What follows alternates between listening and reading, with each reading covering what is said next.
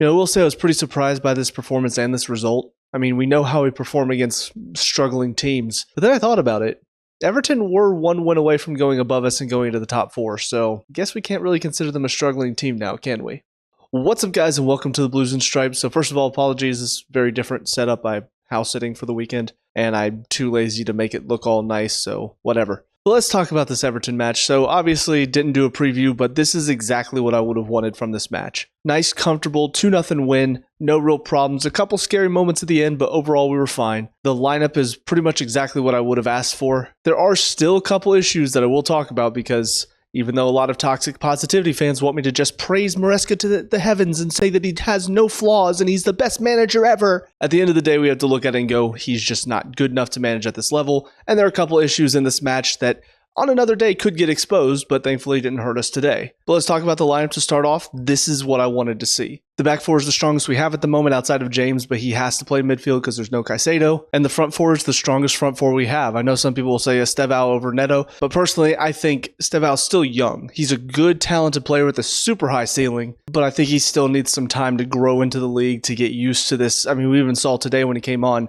wasn't really that great. So I think right now Neto is our better option on the right side. But it allowed us to look creative going forward. Again, this is more of what I want to see from João Pedro. I know he didn't score tonight, but you look at his hold-up play, you look at how he's opening up space. Palmer's goal comes from what I think we need to see more of with João Pedro at the 9. He's drawing two defenders toward him, and it opens up space for Palmer to run in behind. The problem is, like I've said before, every time Maresca plays him at the 9, he plays an 8 and behind him, like Fernandez or Santos. And we even saw today, Santos comes on, and suddenly Pedro looks a lot more isolated because Santos is not getting up into those spaces that Palmer likes to get into. Because I continue to see people questioning, mostly on Facebook, why did we get João Pedro? Where's the form from the Club World Cup? He's not a good striker. And I think today shows this is what you get from him whenever you have a 10 that's going to help him out and not going to sit deeper and make more box-to-box runs. Because the runs Palmer makes, if they don't pick him up, now he's in open space, and we saw that happen for the goal. But in other instances, they get drawn to him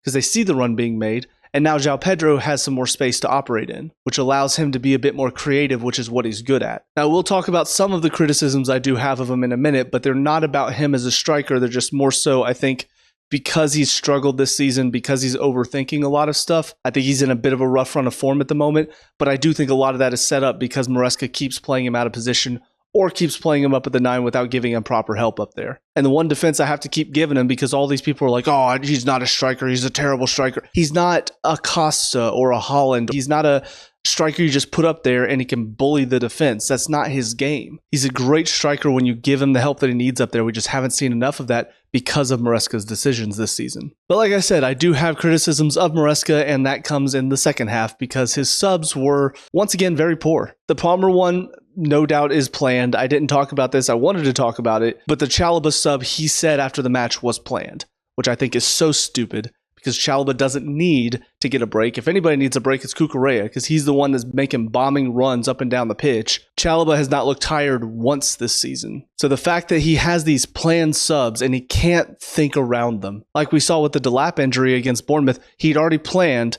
to bring João Pedro on for Palmer in the second half at the 60th minute mark.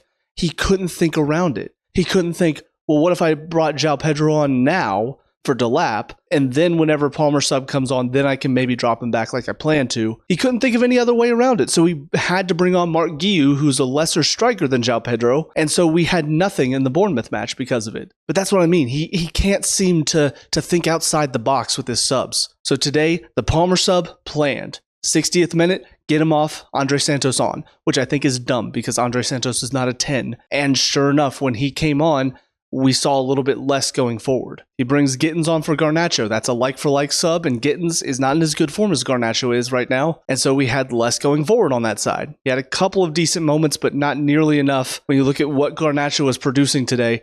Yes, his finishing was bad, but he was creating all these chances for us. Gittins comes on, suddenly that left side looks barren. And then the final one is just so stupid. João Pedro off. Estevao on. You push Neto up to the 9, and now we just have nothing. It was mostly Everton's show after that sub because we were not able to get the ball out. We couldn't get out of there because we had nothing up top. I've said before, I don't think Guiu is quite at this level yet, but he's at least a player that's going to give you some work up there. He's going to work hard to win the ball. Neto will too, but Guiu is a striker, so he's going to make more striker-like runs. He's going to put himself in good positions to win the ball back. And on top of that, Neto's been running for the whole game. Guiu's going to come on with fresh legs and give you a little bit more energy up top than Neto will. And yet he makes this weird sub that now, like I said, it killed any chance of us going forward. I think we had maybe one chance after that sub. Everything else, I mean, it was just all Everton. Every time we got the ball out, it was Everton's possession. They're coming back at us. So this is where, once again, I had to look at Maresca and go, what are you doing as a manager? Your subs have killed us in some of the previous matches. It's lost the game in some of the previous matches. And now here we are again. You make 3 subs, none of which really help us. One is a pre-planned sub because you're trying to rest Palmer, give him some minutes here and there. The other is a like-for-like sub that seems like it's just bringing on fresh legs. The third one, I don't even know what you're trying to do, but it killed us going forward. So like I said, the toxic positivity fanboys are probably going to jump on my case again if they watch this. I already had one this past week because that's just who they are. They can't stand any fan that has criticisms whenever things are not going well. And so I'm sure this win is going to give them even more of a voice because they'll be like, oh, see, we can win. But the fact of the matter is, this is just one win. Unless we see consistent improvement, that doesn't really change much. And based on what I saw today, I'm not convinced that if we need to make subs in the second half to change the game to help us win, I'm not convinced Maresca is going to do that. Because today, he made changes that could have possibly thrown the game away. They had one chance in about the 86th minute, I think, off the post from NGI. If that goes in, it could be an entirely different result today. And it comes from exactly what I said. Neto up top, he's not able to hold the ball up. We give it away right away, and they're right back at us. And he has a one-on-one with Fofana. But getting into the individual performances today, Sanchez had to make some good saves late on that kept it at 2-0, which kept the game comfy for us by the end, which was nice. Cucurella, I thought, looked pretty good today. Definitely better than he looked against Atalanta. So hopefully, because I think we have Cardiff this midweek in the League Cup, so hopefully he'll get a break there and Hato can step in. Chalobah and Fofana, I thought both did their jobs well enough today. There were a couple of nervy moments at the end from both of them, but to both of their credits, they also had a couple of great game-saving blocks throughout the match too. So yeah, I thought they both played really well. But let's talk about the man of the match. Man that I've not given much credit to because I've not been convinced by him, but damn did he show up today.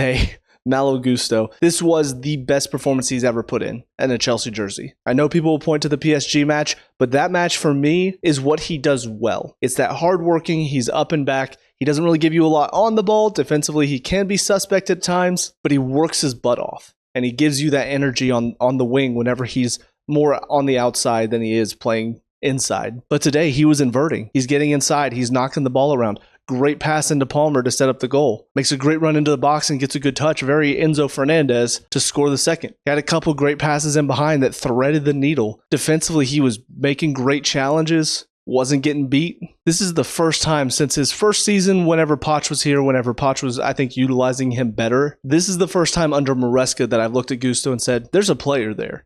He's got something to him. So I don't know what it is. I don't know if Everton said something to piss him off, but he stepped up big today. Had a great performance, man of the match performance. And if we can get more of this Gusto, then great. I'd love to see that. But the problem is this is one performance over 2 seasons that I've been convinced that he can play at a top club like Chelsea. But getting into the midfield, James had another very solid performance in there. He's quietly becoming a really good midfielder because I've talked before about he's really good at his midfield whenever he plays in those big matches against PSG, against Arsenal, Barcelona. Those are the matches where he tends to do well in the midfield, but more often than not, he will play better at right back because that is his position. But since Caicedo's gone out, he's had to step into that role and he's done it really well. Now, obviously, we haven't seen him play at right back, so maybe he's even better now at right back than he has been for most of the season. But I'm glad to know that he's comfortably stepped in there, especially because we've not had Caicedo and Santos didn't step up against Leeds and Asugo's been out with injury. We needed somebody to step up into that role, and I'm glad James managed to do that. Fernandez had another very hit and miss type of match. Had a couple of moments defensively. I thought he looked a little weak once again. There's one moment in particular where I don't remember who it was, might have been Gay, makes a run in behind and Fernandez was going with him and then just stopped and let him run freely. So he still does have those defensive lapses where he just doesn't really help us much. On the ball, he put in some really good passes today. Kept it moving, knocked it around really well, found some good balls in behind. So overall, I thought he did well, but I do think he probably needs a break. So once again, if I'm right about Cardiff being midweek, I think he needs to rest that match. I know we don't really have a whole lot of options, but I think we got to find a solution to give him a break because over the past 2 matches, he's looked a lot worse for wear. Getting up into the front four, Neto on the right side, I thought looked solid throughout. He had another one of those performances where he worked hard. He got himself an assist for Gusto. And he's a player that just puts himself about it, gives you an option out there. And whenever we have somebody who's playing at the 10 that can kind of work alongside him like Palmer does, I think that really helps him because it gives him a little bit more space to operate. Palmer at the 10, I thought played well, got himself a goal too. Still did look a little rusty at times, but that's to be expected. So I think given some more minutes, I think we will see him get back to the best probably within the next few matches. I know Maresca said the injury is still bothering him a little bit, so probably going to manage his minutes over the next month or so. But I think the big thing, and this is something that I didn't talk about after the Atalanta match, I think the big thing for me is if you're going to manage his minutes, still give him minutes. The fact that they didn't even bring him to Atalanta, just in case they needed him, I thought was really dumb. Because at the very least, you bring him on for 20 minutes at the end, just give him some time, because it's one thing to manage its minutes. It's another thing to just not play him, because then he's not getting any time at all to get his legs back under him. So I thought it was just a dumb decision, and I don't want Maresca to continue to do that with him. Like, obviously against Cardiff,